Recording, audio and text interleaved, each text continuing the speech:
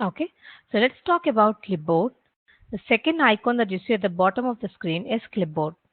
Okay, so it's one of the debugging tools we have in Pega. One of the debugging tools. Let me open clipboard. Okay, so this is what a clipboard is. What exactly is a clipboard? Clipboard is a snapshot of server-side memory. Okay, so a snapshot. So let's say you submitted some data to the server. So whenever you open a particular tab in the browser, clipboards try to fetch all the information of that particular rule from the server and displays it on the clipboard for us. So if you see, I have 3 to 4 open tabs in my browser. Then here you see 3 to 4 open threads, right? So every thread corresponds to a open tab in the browser. Many people have confusion here, so I'm just trying to explain. Okay, so now I wanted to see that the information that I have provided in my work object L-15. So now I should be in my thread L-15. Okay, so this is how a clipboard looks, and these are threads. The left hand side are all pages, and right hand side you will see the properties on a page. If you click on a page, you will see the properties on that page. So what is a page? Page is a multi-valued property. So it's an embedded property. One property contains other properties inside it. Just like we discussed, employee is a page. In employee page, you will have employee ID, name, salary, designation, etc., etc. So similarly, if you see here, the many pages, there are many pages. And if you click on each page, you will see the properties and the corresponding values inside them. Okay. Now, let's see what are the types of pages available. I just collapsed this, guys, nothing. So we have 4 types of pages on the clipboard.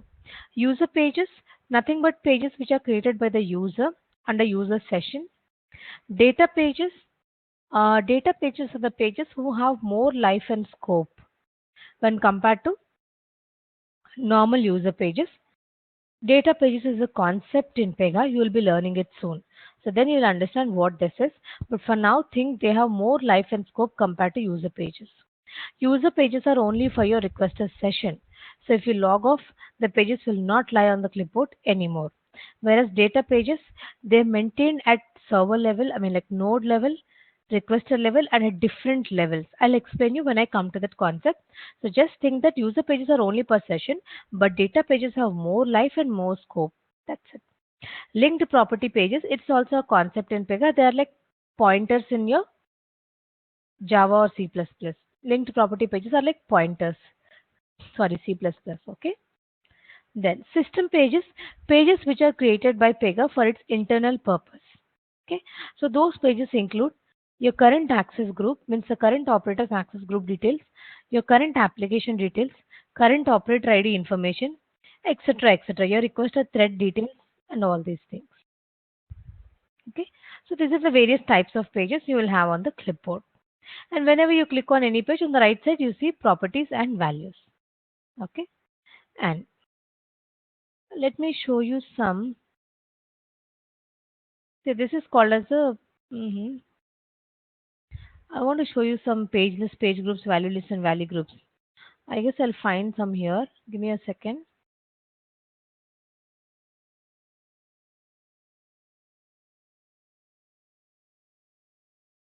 It's a page list, but still it has only one record. I wish it will have more records, then I can show you much better. Okay, let's see this. This is a page group. PY delegations for rule. See, all of them have same name, right? But what is the index? The subscript is a string. So it's a page group. Page group. Always remember, groups will have subscript as string, list will have subscript as integer. So how did you determine it's a page? Why not a value group? Yes, because when you click on this, you see properties inside it. Means it is a page group. Value group will not have properties. It's just like address of 1, address of 2, address of 3. So it will only have values. It will not have properties inside it. So page will have properties inside it. So this is a page group. Similar thing, if I might have 1, 2, 3, 4, 5, I would have called it as a page list. Let me see. I can figure out even page list here for you. This is a page list, but there's only one result. Awesome. I found value list for you. See this? It's a value list. How did I say it's a value list? See, PY prepared values of 1, 2, 3. There are no properties under it, right?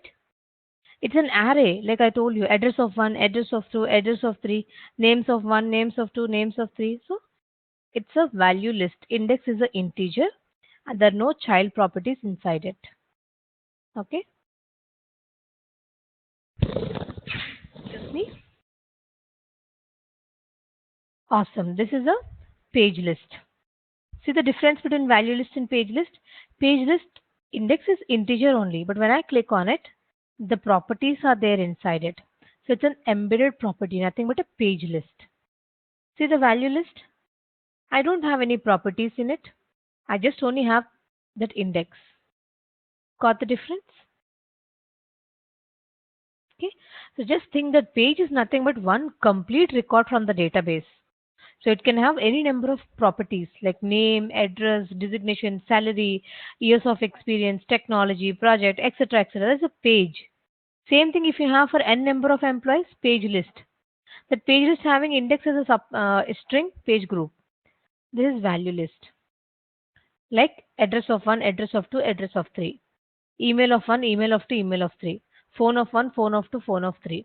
Just one property having multiple values. Array. Instead of integer, if you give string as subscript, value group. Okay, got it. So this is what a clipboard is. So where can I see my values now? I created a case. I gave some values in it. So where can I see it? The most important page on the clipboard is PY work page.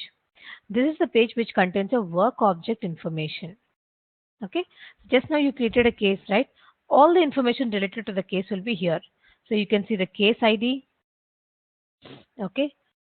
To which class it belongs to. It belongs to your leave class, right? Who recently updated it? Nikhila. What is the operator ID of that person? This one. Okay. And the most importantly, what all values I entered. You remember I entered employee ID. This is the value. I entered employee name, leave type, number of days I want to take leave, and somewhere you will find my reason also. Reason, vacation. And you remember first screen I did not enter anything. The annual leave, casual leave, comp offs are all nulls because I didn't enter anything.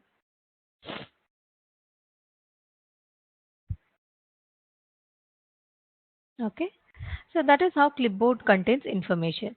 Now, one more important thing is like whatever information is present on PY workpage is the one that Pega commits automatically to the database. Let's say I created some information in PY workpage and some on PY report parent page and some on PY navigation. So I told you like whenever an assignment gets submitted, Pega doesn't auto commit. But Pega only commits data which is present on PY workpage. It is not bothered about other pages. Okay, so we put only important information on PY workpage. Other all temporary values, temporary calculations, temporary data transformations, we do not do on PY workpage. Okay, because PY workpage is your memory. You should store only what is important, not temporary stuff. So only case related important stuff we put on PY workpage and we save it. Okay, then you have an edit icon here. Edit is just to temporarily edit the values and test it. This is not going to change the values in the database or on the server. Okay, but temporary testing, we put the values, come back to the case and we test it. uh, Gaurav, property exposing, I'll get back to you when I teach reporting. In reporting, we do that property optimization or exposing. We'll do it at that time.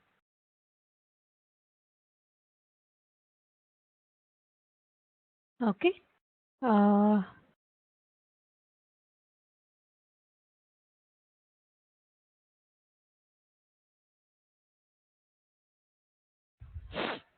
Okay. Remind me if I forget, but I'll not forget because reporting cannot be completed without optimization. It's a mandatory thing for us. I'll teach you when we come at that time. Okay. Then under actions, you can see the XML and JSON for this page. Execute activity means nothing. You can run activities. You haven't learned activity rules in Pega yet. You will get to know later.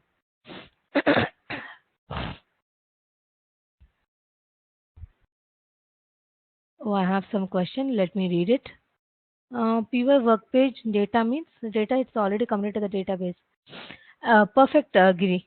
Yes, the data that is committed to the database. So when does data get committed to the database? When I submit my UI screen. So until I submit my UI screen, all these values would be empty.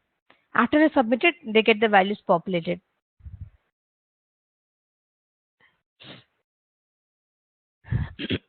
Okay. And under tools, you can see your clipboard size. If you click on collect details, sorry, not collect details, analyze. When you click on analyze, you can even find your memory size here.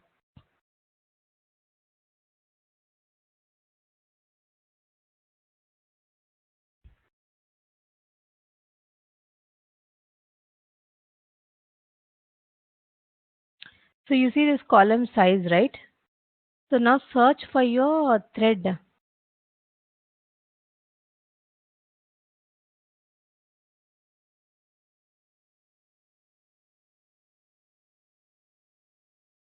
Okay. Now you see my clipboard is occupying 84 KB.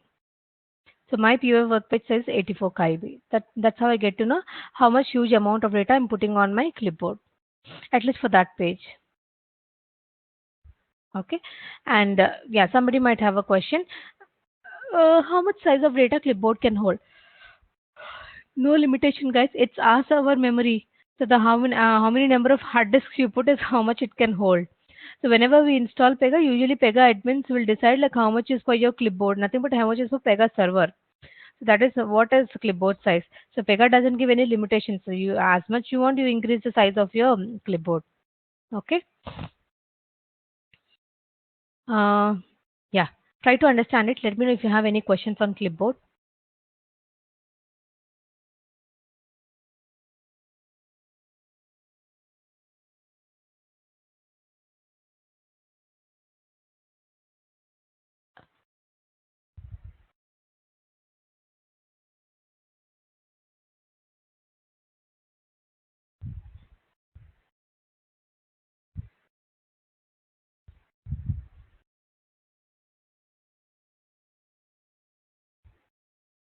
Of course, Sridhar. It's a right point. Guys, he has a question like, does it not lead to performance issues if we have a huge amount of data on the clipboard? Yes, it is going to lead to. Either your server will come down or your work object will take too much of time for processing. Yeah. It's expected. That is the reason we try to maintain only important stuff on the PY workbench and try to search for other alternatives. Do not maintain huge amount of data on PY work pages.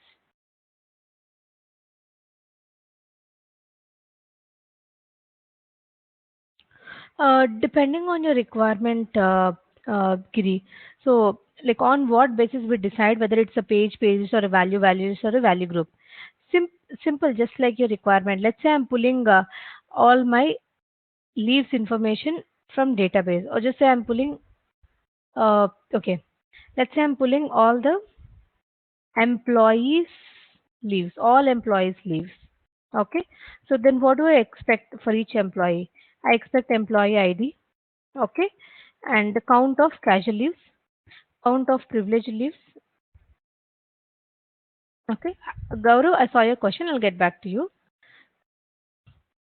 Okay. I expect count of casual leaves, count of privilege leaves, and count of annual leaves. Okay. And what if I want only for single employee? Assume that I'm going to pass the employee ID as 123 and I want his details. So in this case, I would need just a page because I just need only one page for one employee, one page, and I'll populate all his details. Assume that I'm building a report. Okay, I need all employees,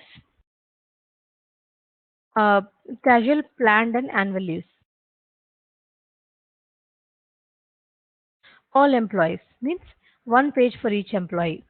So then you can go for either page list or page group. Okay, because one employee per page.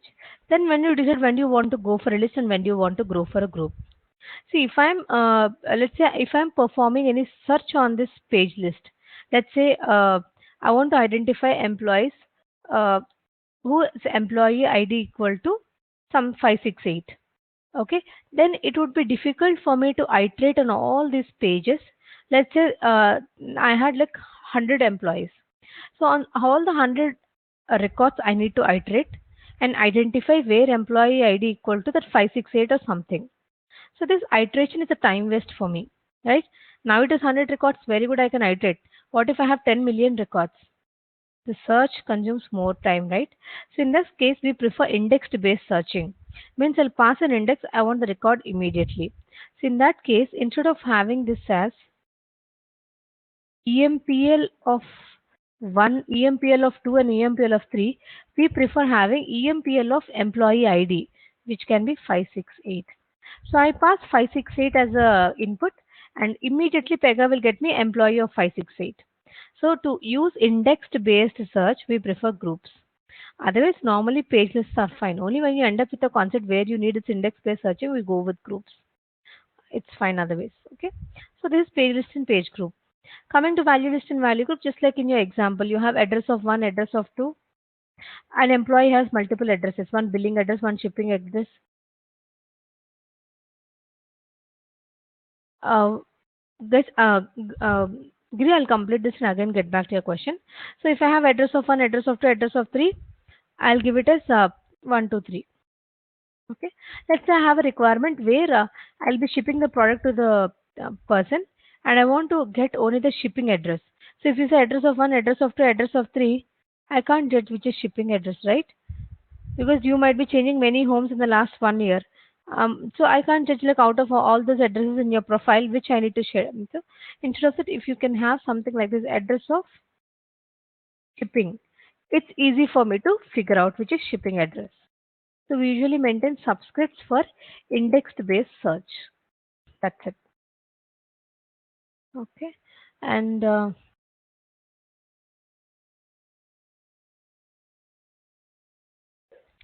all requirements means yes, if you have all requirements, yes, you will create all three. Value list, value group, page list, you will do it.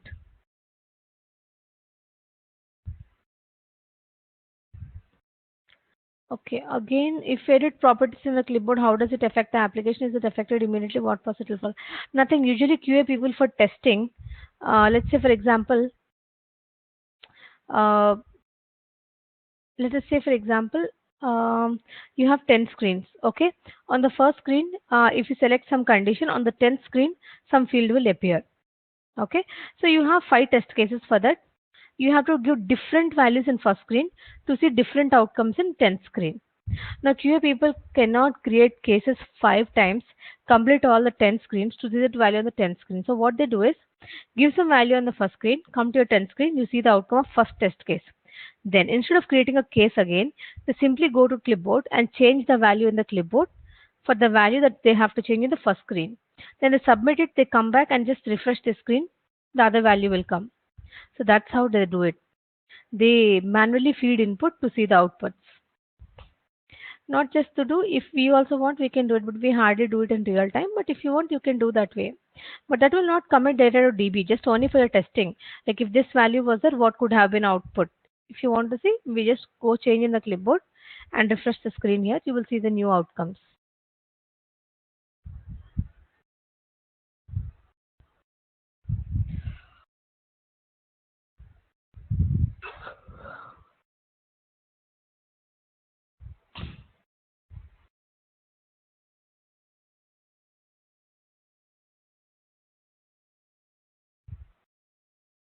Okay.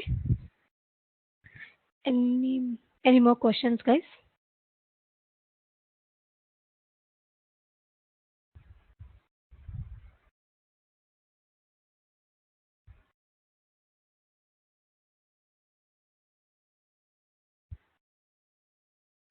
Okay. So now, on this Friday, I want you to have another task or an exam kind of on properties. So please make sure like you are well versed with properties. We'll be doing it on Friday. Okay, for now we'll do hands-on and Friday I'll give you a task kind of. So this is about properties and clipboard. Okay. Now, moving on to the next topic, that is database tables. In your first screen,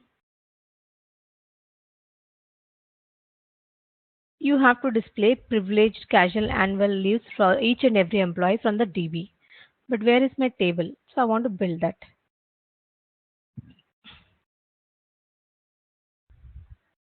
Yes, somebody has another question. In page list, their pages have a definite order, but group is no order. Yes. So usually we say page list is an ordered list, group is an unordered list. Because group is having text and you can't order it. It can be anything. List is so straightforward 1 to 3 numbers, so it's an ordered list.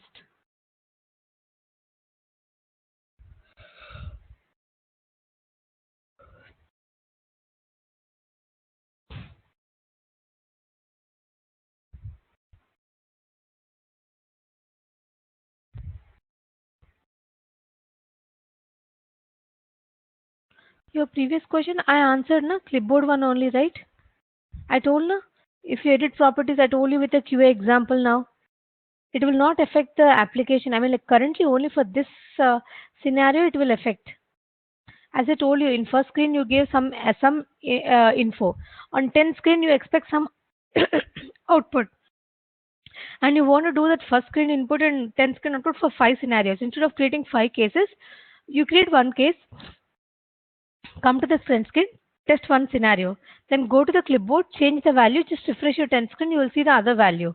So that's how it is. Like UI people use it for editing, just for temporary testing, and it will affect immediately. Because what is there in clipboard is what you see here, and what you see here is what is there in clipboard. They both are tightly coupled here. Okay. So now I want to tell you like what are the types of tables we use and how do we create tables in Pega and what is the difference between your RDB tables and these tables and other stuff. And the main idea behind this is I want to create a table for storing my leave types. I mean employee and how many leaves he has. So whenever the employee logs in, his leaves will display here. Okay. So now let's talk about just a second. Where was your task that I wrote? Fine, we'll take care. Okay. So coming to data tables. Okay. So data tables in Pega. Guys, I'm not saying database tables. I'm just telling data tables. Okay. So there's a difference for us in data tables and database tables. So data tables are nothing but the tables that we create from Pega portal. So when we create a table from Pega portal, we call it as data table. When you create it from your database like Oracle or SQL or any Hadoop or whatever, if you create it, we call it the database tables. So these things are called as data tables. So in Pega, we deal with two types of tables, one is data tables as well as database tables also. So what are data tables? Data tables are the tables which store data in the form of blob. Means they convert the data into blob, means zeros and ones, binary large object. Blob means they convert the data into zeros and ones and they compress it and they store it. Okay. So in Pega, almost all your tables are blob data tables. Okay. So in Pega, every concrete class is attached to a table. So now today you created a case. All these cases are getting stored into a table. Okay. So whatever you values enter for a privileged, casual, or whatever you entered in the second screen, everything is getting stored in a table. Okay. So every class is attached to a table. So whenever you create an instance of that class, then that instance, nothing but work object, gets stored in the table, mapped to that class. So till now you have been creating work objects for leave class, right? So my work objects will be stored in a table which is mapped to my leave class. So if you right click and set definition, the class rule form will open. Now if you click on test connection, it will tell me to which database I am connected and to which table with schema. So I am in Pega data database. I am in personal edition schema and this is my table name. Usually The name of your table is nothing but PC underscore your class name. So BY hyphen time of hyphen work. Okay. Nothing but your parent class name. Okay. Why parent class name? You remember in the beginning of the classes we discussed about class group, is a class group, belongs to a class group, things. So belongs to a class group means I share the table with my parent. So it is belongs to a class group means I share the table with my parent. So this class will store all its instances in parent class table. That is what is happening. PC underscore parent class name.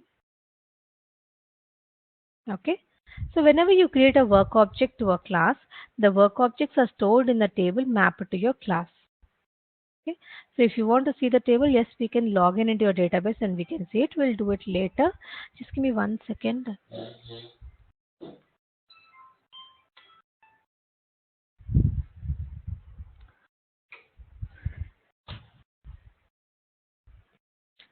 Yes, somebody has a question. Let me see.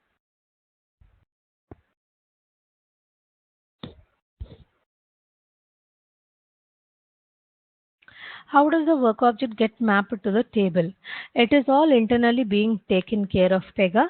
So whenever you create a case and whenever you submit an assignment, every time you submit, I said Pega is doing a save and commit. To which table it is doing save and commit then? To this table only, guys. So Pega is doing a save and commit to this table only. Okay. So if you create a case of some X class, Pega will do a save and commit to that X class corresponding table. Okay. And all your values are getting converted into blob and they are stored. So if you open this particular table and see, you will not find a column called as casual leave, privileged leave, employee ID, employee name. No, there is not a single column like that. There are all some Pega's default columns in the table. Okay. And there is only one column called as PZPV stream. Very important question. They ask you in which column your blob data is stored. PZPV stream is the name of the column in which whole work object information is stored. Whole information is stored like a blob. So the whole information that you give for a work object is converted into zeros and ones and stored here. So this whole thing contains all the information you entered. You entered privilege leave, you entered employee ID, city, country, state, whatever you enter, all in one single column PZPV stream. Okay. And how do you retrieve data from blob? Pega has some inbuilt methods to do that. We'll be learning it later. For now, the agenda is only tables. So let's focus on tables. Okay. Yeah, I have some questions. I answered your question, right, Chandra? It is being mapped whenever because it checks whenever you do an OBJ save. I mean, whenever you commit an assignment, Pega checks to which class this work object is getting created. So the class mapping table it will identify and it will do it.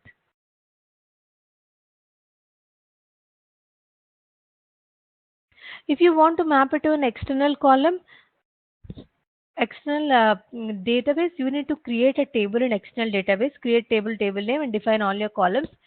Then you can come and map it here. Okay, I got your question now.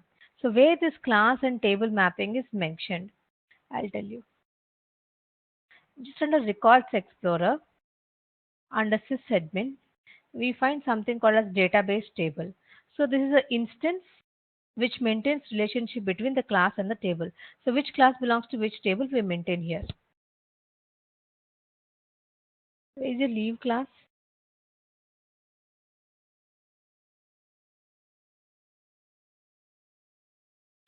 Okay, let me take any class otherwise for now. Just I'm taking a framework class. Okay, so this is the class name and here you specify in which schema, which table. So if you want to map it to some new external RDB table, you can just remove this and put your table name here and put your schema here. That's it. You can simply connect.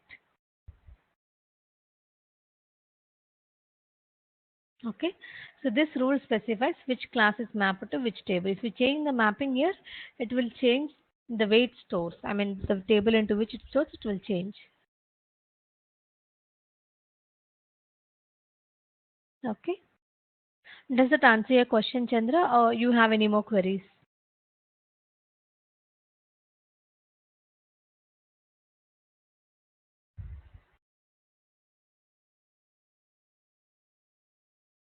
Okay.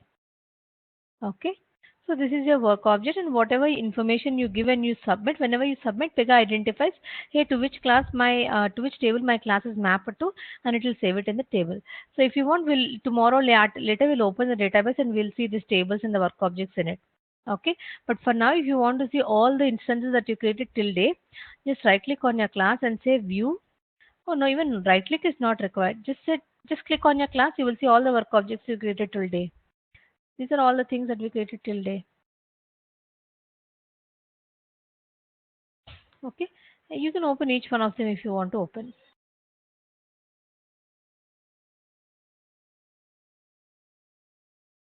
Okay. Not default table. Mm, if your class is not mapped to any of your tables, Pega by default maps it to PC underscore work. But usually we'll have mappings to the right tables or the right classes. But by default, if there's no mapping, it is to PC underscore work. It's a default table for all your work classes, Giri.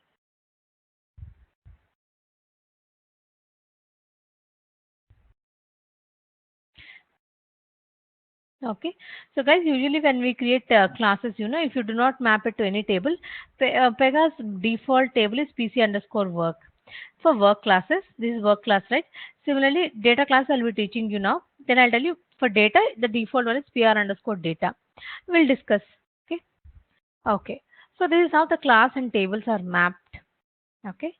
Now, so you saw how class and tables are mapped. Very good. This is about work object tables. Now I want to have some tables where I maintain my data. So in Pega, we differentiate between work and data. So work means creating work objects, maintaining the business rules and processing them. Data means you maintain a central repository. Okay. So where you maintain all the data required for displaying or capturing information and storing and whatnot. So we have two types of, as I told you, at the rate base class has many child classes inside it. That starting day I was telling you, right? At the rate base class is the parent of all the classes in Pega, topmost class, under which we have Pega's out of the work class, data class, int class, many classes are there. So till today you are working with Pega's work classes only because you're dealing with only work class till today. Now tomorrow onwards we'll be starting working on data classes. So data classes are nothing but they're just like DB tables. You maintain a table, you store all the data into it, and you use it in your work object creation, like displaying privilege, leaves count, and all those things. Helping user changing his password. So you basically maintain some tables, dump data into it, and you use it. So for that we have this data classes concept. Okay, as every class in Pega is mapped to a table, if you create a table in Pega, it should and must be mapped with a class. Why should and must be mapped? I'll tell you. What will a table have? Table will have columns, right? And how does Pega handle these columns? We need some variables, right, to store the value that came from the column. So you need properties. Sorry. Okay. So properties in Pega are mapped to columns in a table. So whenever you create a table, Pega by default creates a class. Whenever you create a column, Pega by default creates properties. So there is a mapping between all these four. Okay, so that is how Pega is even saving it to your DB. So whenever you submit your screen and you specify employee D123 name Nikhila, how will Pega know? Like this property should be stored in this column, this property should be there in this column. How will Pega know that? Because Pega maintains its internal mapping saying that hey, this property belongs to this column. Whenever you create a table itself, Pega will start maintaining that mappings. Okay, just try to understand this. We'll do hands-on tomorrow. Let me know if you have any queries. Most of your doubts will get clear tomorrow once you do hands-on.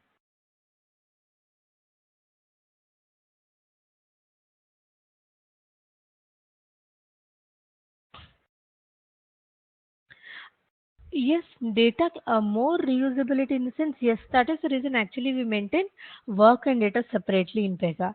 The reason is if I maintain data as a separate component, Many applications can use it, right? Let's say you all belong to banking project, okay? But yours is credit card, somebody says debit card, somebody says some XYZ, insurance or something. And all of you have one common table where you maintain the, what is it, customer details. Okay? Everybody is using it. So because all three have different projects, you all three maintain different database connections, you all three maintain the same table in all your three schemas. Waste, right? Instead of that, why don't you all guys have in one common data repository and maintain that? Same thing we do in Pega. We are maintaining data separately because multiple applications can reuse that data. Okay? So we maintain work data separately.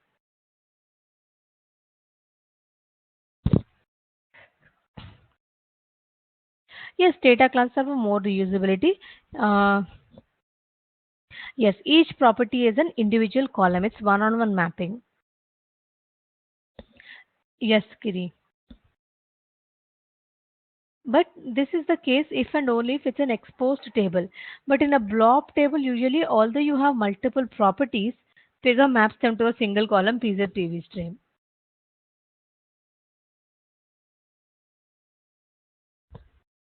But internally, Pega has some logic to identify which property belongs to which this thing in PZ stream also. That is the reason when you retrieve the data, you'll get the right ones. Pega maintains something internally for its mappings.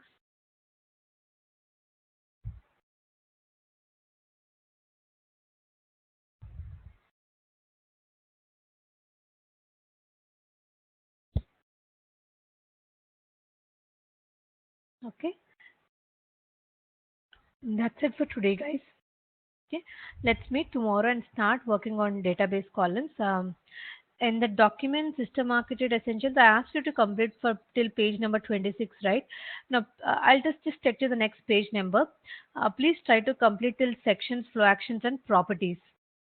Okay, either you study or you do hands-on, anything I'm fine. But please just move through the document. Okay. Uh, yeah, that's it, guys. And hope you also registered into PDN. Please start going through the videos in System Architecture Essentials 1 and 2. Okay, start with System Architecture Essentials 1 of Pega 7.2.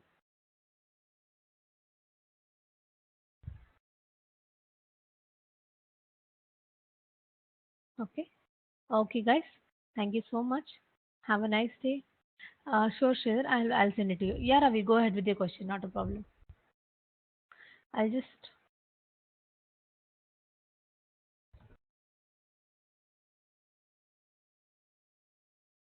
Ravi, just type your question. In the meanwhile, I'll be just taking jar for how to customize branding. I didn't get your question.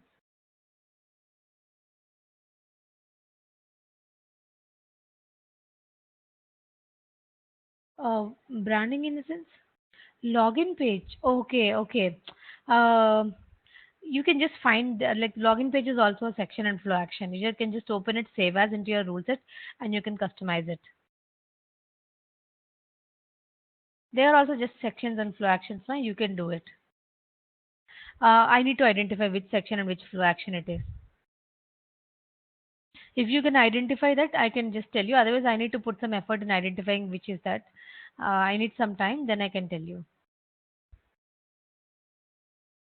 Because I have to verify the Pegasus out of the box rules to identify which section and flow action it is. Or if we can search in PDN also, we have some.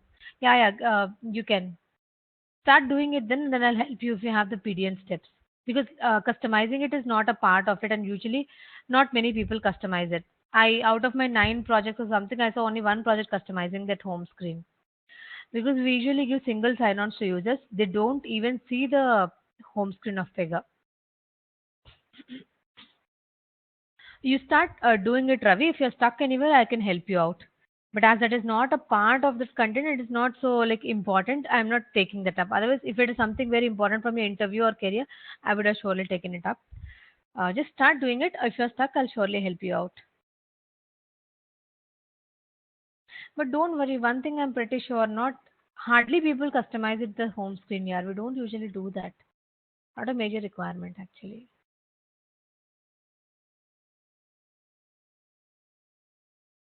Okay. Not much helps it is, because thing is, it's a simple UI change na, so customizing that is not a major requirement for clients. Instead of that, just try to concentrate more on Pega robotics, Pega machine learning, something that will help in your resume, because that is something new in the market now, and we are rarely find people like that. So just focus on such kind of things. It's very helpful. Just tell them I went through your courses of Pega robotics or something. It's something adds to your resume. It's something good. But these things, they think like, hey, if I give time to any of my developers, they can also customize the screen. So it doesn't actually impress your resume. That's what I mean.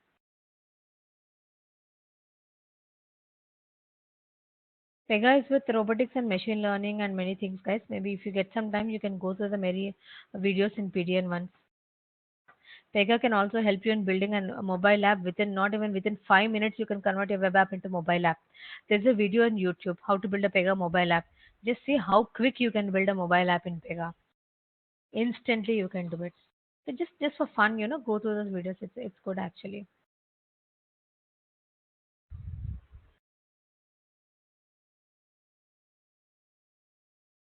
Okay, okay, guys. Then thank you so much. Have a nice day.